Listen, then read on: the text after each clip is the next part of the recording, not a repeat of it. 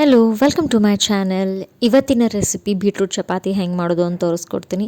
Actually ಹಿಟ್ಟು ನಾದೋದ್ರಿಂದ ಹಿಡ್ಕೊಂಡು ಯಾವ ರೀತಿ ಚಪಾತಿ ಮಾಡಿ ಬೇಯಿಸೋದನ್ನು ಪೂರ್ತಿ ವ್ಲಾಗ್ ಒಳಗೆ ನಾನು ಶೋ ಮಾಡೀನಿ. ಕಂಪ್ಲೀಟಾಗಿ ವಿಡಿಯೋ ನೋಡ್ಕೊಂಡು ಬರ್ರಿ.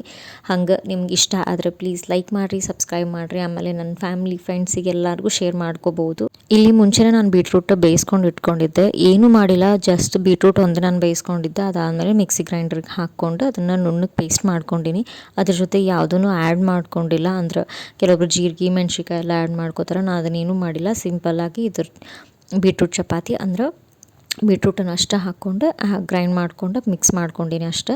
ಅದಾದಮೇಲೆ ಸೈಡ್ ಪಲ್ಯ ಇತ್ತು, ಹಾಗಾಗಿ ನಾನು ಅದನ್ನು ಮೆಣ್ಸಿಕಾಯಿನೂ ಹಾಕ್ಕೊಂಡಿಲ್ಲ. ಇಲ್ಲಾಂದ್ರೆ ನೀವು ಅದ್ರ ಜೊತೆ ಶುಂಠಿ, ಬೆಳ್ಳುಳ್ಳಿ, ಮೆಣ್ಸಿಕಾಯಿ, ಜೀರಿಗೆ, ಆಮೇಲೆ ಕೊತ್ತಂಬರಿ ಇದನ್ನೆಲ್ಲ ಹಾಕ್ಕೊಂಡು ಮಿಕ್ಸ್ ಮಾಡ್ಕೊಂಡ್ರೆ ಹಂಗೆ ಚಪಾತಿನೂ ತಿನ್ಬೋದು. ಅದ್ರ ಜೊತೆ ಒಂದು ಸ್ವಲ್ಪ ಶೇಂಗಾ ಚಟ್ನಿ ಹಚ್ಕೊಂಡು ತಿಂದ್ರೆ ಅಥವಾ ಉಪ್ಪಿನಕಾಯಿ ಹಚ್ಕೊಂಡು ತಿಂದರೂ ನೀವು ಮಾಡ್ಕೊಂಡು ತಿನ್ನಬಹುದು. ಇನ್ನು ಯಾವ್ದಾರ ಡಿಫ್ರೆಂಟ್ ರೆಸಿಪಿ ನಿಮ್ಮ ನೋಡೋದಿತ್ತು ಅಂದ್ರೆ ಪ್ಲೀಸ್ ನಂಗೆ ಕಮೆಂಟ್ ಮಾಡಿ ಹೇಳಿರಿ. ಆ ವಿಡಿಯೋನ ನಾನು ಕಲ್ತಂಗೆ ಆಗುತ್ತೆ, ಆಮೇಲೆ ನಿಮಗೂ ಶೋ ಮಾಡ್ದಂಗೆ ಆಗುತ್ತೆ. ನಂದು ಬೇರೆ ಇಂಗ್ರೀಡಿಯೆಂಟ್ಸ್ ನಾನು ಏನೇನು ಯೂಸ್ ಮಾಡ್ತೀನಿ ಅದನ್ನೆಲ್ಲ ನಿಮಗೆ ತೋರಿಸ್ತೀನಿ. ಅಥವಾ ನಿಮ್ದೇನಾದರೂ ಇಂಗ್ರೀಡಿಯೆಂಟ್ಸ್ ಇದ್ದರೆ ಅದನ್ನು ನನಗೆ ಶೇರ್ ಮಾಡ್ಕೊರಿ. ಅದೇ ರೀತಿ ನಾನು ಟ್ರೈ ಮಾಡಿ ಹೆಂಗೆ ಬಂತು ಅಂತ ನಿಮಗೆ ಕಮೆಂಟ್ ಮಾಡಿ ಹೇಳ್ತೀನಿ. ನಾನು ಮಾಡಿದ ವಿಡಿಯೋಸ್ ಹೆಂಗಿತ್ತು ಅಂತ ನಂಗೆ ಕಮೆಂಟ್ ಮಾಡಿ ಹೇಳ್ರಿ.